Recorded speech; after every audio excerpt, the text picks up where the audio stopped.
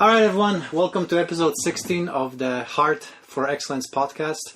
Today, we'll continue talking about our advanced experiences. I mean, this event touched us so much that we're still spiritually digesting the experience. And one thing that we just kind of talked about just shortly after recording the previous episode is the idea of combat effectiveness. Obviously, in the military terms, it's very important. But what does combat effectiveness mean in spiritual world? And the person that really queued it up for us was Jay Fondren. He was our very first guest. If you guys are interested, there's episode 7 or 8 was an interview with him. But in the talk, he talked about combat effectiveness. So, for example, with him, he had a lot of wartime injuries. And so before these injuries, he was also obviously very physically capable guy, very combat effective. Now with these injuries, he's not as combat effective in the physical world, but yet in the spiritual world, he's way more combat effective because before this happened, he was in a different place. And so after these injuries, that's what really increases combat effectiveness from the spiritual standpoint, because now, for example, one of the things that I got really inspired by his ability to forgive the very enemies who caused these wounds. I mean, isn't that huge? You know? Forgiveness is powerful. Yeah. So in that context, based on what you heard from Jay Fondren, what does combat effectiveness mean to you, Trevor? Yeah, I think on the flip side of that, when he was talking about how the enemy doesn't really focus their firepower on the ineffective or the combat ineffective, because they're not doing anything. They're not advancing their priorities or their objectives. Yeah. Rather, the enemy focuses on the combat effective. Yeah. And I think that's so important for us to understand if we're going to advance personally, spiritually in this life with whatever we're doing. If we're not intentionally moving forward, we're just naturally falling back. It's like a muscle. Or retreating. You got to exercise it. Yeah, atrophy, right? Yeah. And if you're not working out your muscles, you're going to get smaller and weaker and less effective. And when Jay was talking about being combat effective, I think it resonated in the hearts of men because there seems to be something in men that, like war. Think about a lot of the movies that draw men. Mm-hmm. I know in the 80s when I was growing up, you had Rambo 1, Rambo 2, Rambo 3, Rambo 1003, right? Yeah. Rambo was a big thing. Terminator. Van Damme, you name it. All like combat. It was the combat golden age. it really was. Action heroes. Yeah. And I think as men, we live in that world. Yeah. But if we take it back even further, think about little boys, little girls. Yeah. Boys are out there with sticks pretending it's a gun. Like bam, bam, bam, bam. Yeah. And we're out in war, right? Yeah. And girls are having tea parties, but they're always thinking about being the princess and being rescued by the prince. A prince who's Prince Charming, who's going to slay the dragon and save her from the tower in which she's being captive and held in. Uh-huh. And that seems to be part of how we're wired. And to be combat effective, it takes a lot of vulnerability. And I think in a way, it's actually counterintuitive. Mm-hmm. What do you mean combat effective means vulnerability? And what I simply mean by that in the terms and the regards that we're referring to about our heart. Yeah. So if we're going to be combat effective in the spiritual realm or in our hearts, in our lives, it takes a lot of vulnerability of going, hey, I don't have this all figured out. As a matter of fact, I think my list of screw-ups is longer and bigger than my list of successes. Yeah. And it takes a lot of vulnerability to admit that, because we as men don't like to admit that we failed. And failure seems to have taken on like a shame-based perspective, when in reality, I think failure serves to help us become more successful. Yeah. To go, what do I learn from this? Yeah. What do I take from this to get just a little bit better? I think so often we live in such an instant culture where everything is now. My great victory needs to be now. Yeah. When in reality, I think the greatest victories are just the little 1 inch at a time. Taking a ground or a hill, spreading seeds. 1 inch at a time. Yeah. I'm going to claw forward. And to do that takes a lot of determination and focus and understanding, and vulnerability is a big part of that. Yeah. So combat effective, again, comes back down to simply going, I understand who my adversary is. I understand how he works. And I understand my greatest strengths and tools and weapons that I have at my disposal to use when necessary in the circumstances that would dictate that. Yeah, I mean, like one analogy that kind of came to my mind from my time in the military is, have you heard the expression, you get my six? Yeah. Yeah, because 6 o'clock means you're back. So like, in kind of like the physical manifestation of the vulnerability is that, hey, I realize that in the physical world, I only can see what's in front of me. I cannot see what's behind me. So it's a classic case that, hey, I need a brother who can be behind me, who's got my six, because I know that I'm just physically not capable to be able to defend myself, what's going on from the behind. And together as a unit, that's what makes us a lot more combat effective rather than each one individual, because we recognize the fact that, hey, we're not Rambo.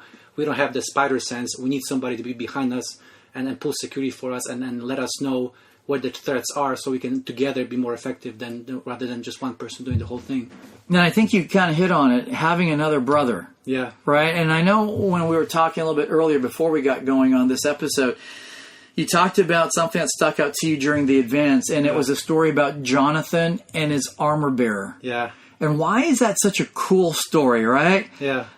That's probably got to be one of my favorite stories. And because by the way, I have not, I mean, I'm not a big Bible scholar. I read my Bible, but I have not heard that story before. And I'm stunned because it's so powerful. It's so powerful. Yeah.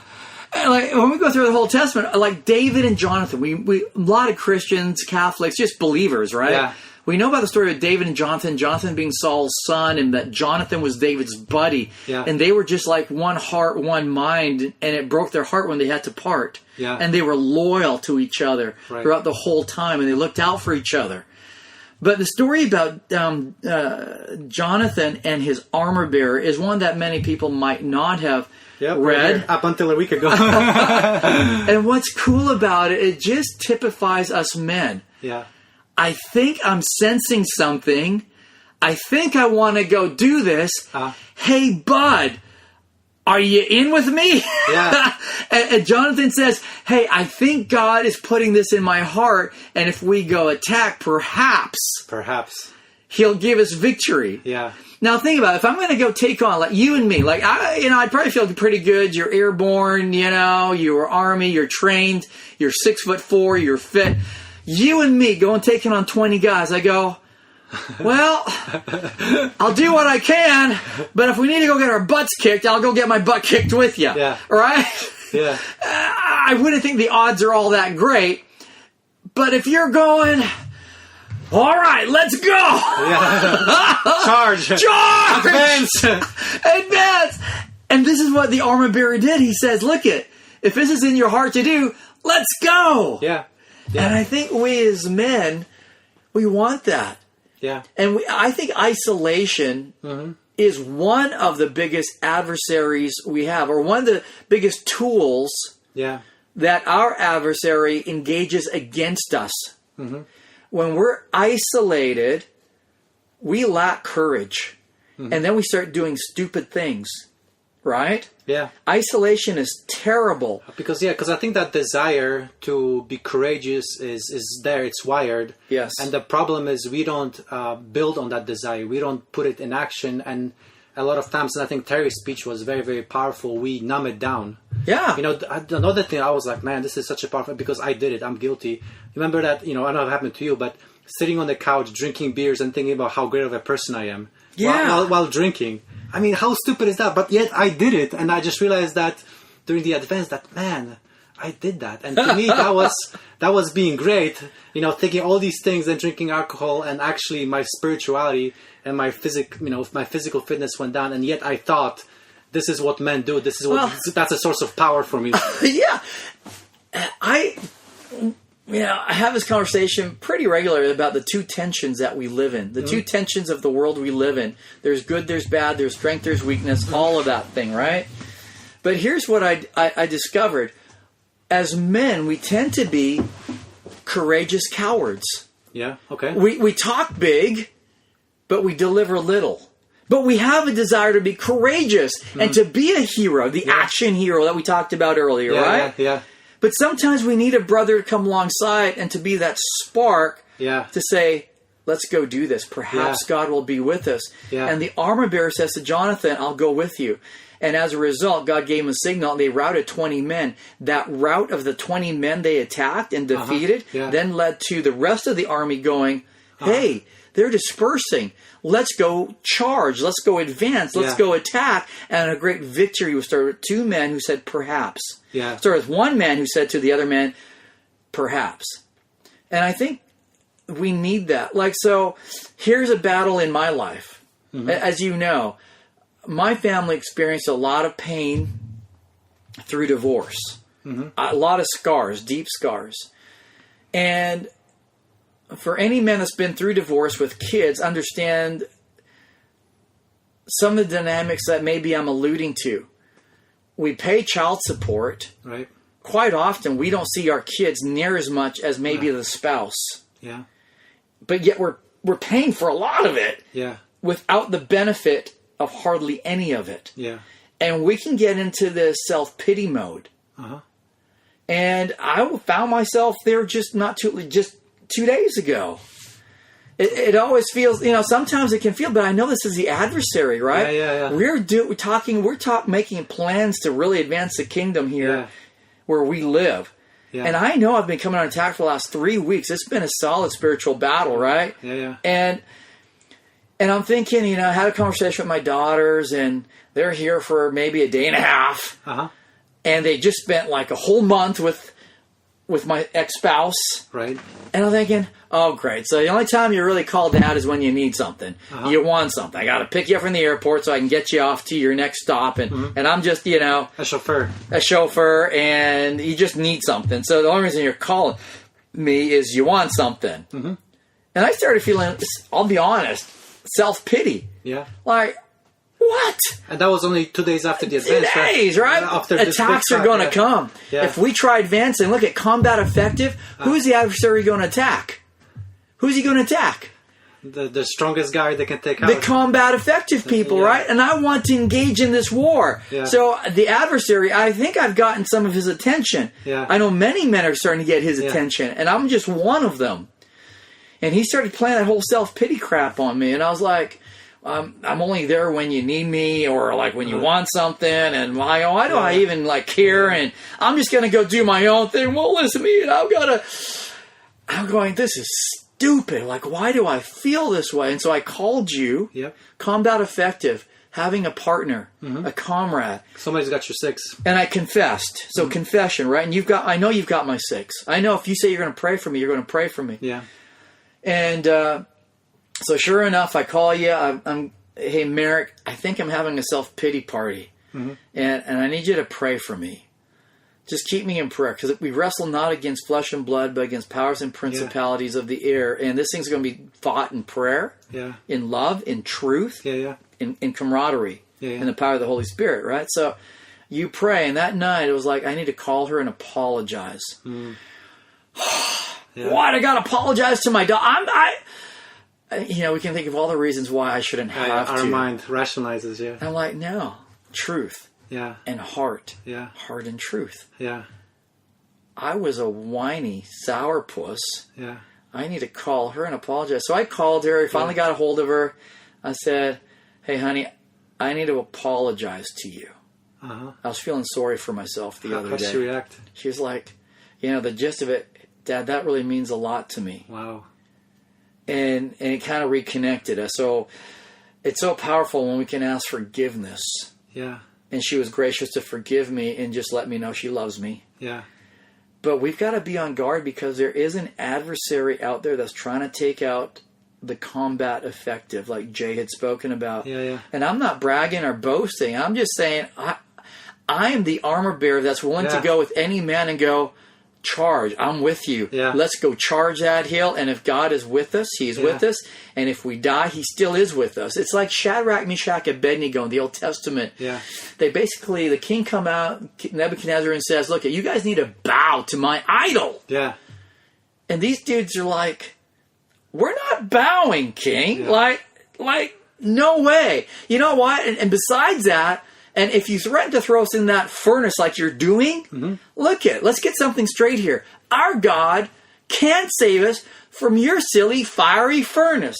And even if he doesn't, he still is God, and we still are not going to bow to your idol. Yeah, yeah. And we need that attitude. But notice there was 3 of them. And they were like, yeah, you tell him, Shad. Yeah, yeah. You tell him, Benny. I mean, right? Yeah. And they were like, yeah. We know we're going to lose this in terms of what we see. The king obviously has the power and the might to do as he is going to do. Yeah. But he doesn't make us do what we believe not to be right. Yeah. We have freedom to say no. Yeah. And that's what Shadrach, Meshach, and Abednego did. And we have to be like that. We have to say, yeah, you can do what you want, but our God is greater. Yeah, yeah. And it's, it's kind of interesting. For me, it's something like that hasn't happened specifically for me after the advance, but I know, like, with my wife, we have a wonderful relationship, but every now and then there is some conflict. And, I call myself love proficiency coach. And the first time I thought is like, you imposter. How could you be a love? You need to quit that, you hypocrite. Yeah, exactly. That's my typical stress reaction. But what I found, and I'm wondering your thoughts on it, is that, before, conflict used to be for me like the beginning of the end of a relationship. In other words, my mind told me that if this person is your soulmate, they need to be exactly on the same page. And if not, that means they're not your soulmate. And then from that point on, my mind just proved all these other things that the person was doing wrong just to, give me a cop-out to get out of the relationship. But the wonderful thing that I've noticed, and obviously I don't want to say that it's instantaneous because there's some pity party, kind of like what you mentioned is, but nowadays I've noticed that conflict is actually a wonderful way to connect. You know? So whereas before a conflict would just bring, to me it's like actually a conflict is an opportunity to come closer together, because if you think about it, now all of a sudden, there is some disconnect, and it doesn't matter who's wrong, right? But there's some kind of a disconnect, and so a conflict is an opportunity to talk about that disconnect, get on the same page, and then keep moving forward on the same page, rather than that we're on a different page, so that gives me an excuse to run and leave the relationship, and then just condemn that person as being someone wrong or somebody who doesn't get it or someone that is not right for me. So how does insecurity play into that? What you just said, like how does that feed that or spawn those feelings? It goes back to perfectionism. In other words, hey, if I am who I say I am, that means that everything has to go perfect. So in other words, if I call myself love proficiency coach, that means that I have to always be perfect. And if things are not perfect, then that tells me that I'm not good enough, or there's something wrong with me. And so, and it kind of goes back to the results versus, the spiritual world. And so to me, it's like the misalignment between the results, or like whenever I fall short, that actually, in my mind, is something that is a trigger to get me closer to God. Because now all of a sudden, when I come to my wife and I tell her, hey, this is what's happening, and she tells me what's happening, now all of a sudden we come closer together, and that dialogue and the fact that we are able to work through these things and pray about them is something that ultimately gets us closer to God. It's that vulnerability going, I don't have this all together. Exactly. I'm missing something, and it's so actually powerful. And it's like, I know, by the way, that's why I know this marriage is so wonderful, because of all these things that before would destroy a relationship, it actually brings us closer. And this is exactly why we're together. It's because of that journey and the fact that we feed off each other, and the very things that make us weak actually complement each other. And then because we can talk about it, that's something that brings us closer to God. That's beautiful. I think something we talked about earlier is, as men, we don't like to fail. So if there's a risk of failure, we don't move forward. Oh, yeah. Right? Yeah, so in other words, if it's perhaps God will give us victory, well, that doesn't sound like such great odds. Yeah, so let's talk about that in the next episode. I know time's kind of coming to an end here for us for this episode. But let's look at that. Why is it that we need to have guarantees before we do anything? Oh, yeah, that's a good one. Good one. Why do we need guarantees before we actually decide to do anything? Why can't we just go do something and risk failure? Oh, that's a good one. Well, until next time, guys, God bless, and talk to you soon. Yeah, combat effective, guys. Let's move forward. Hooah!